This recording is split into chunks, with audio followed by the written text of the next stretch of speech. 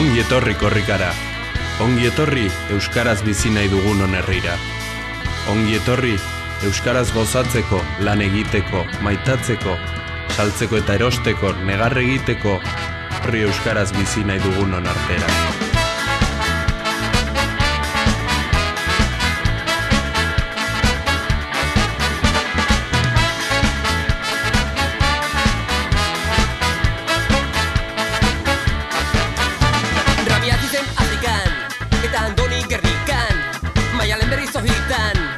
Evaristo Amerikan, Euskal Herrian doa, Euskal Herria korrikan, Euskal Herrian doa, mundu bat Euskal Herritan.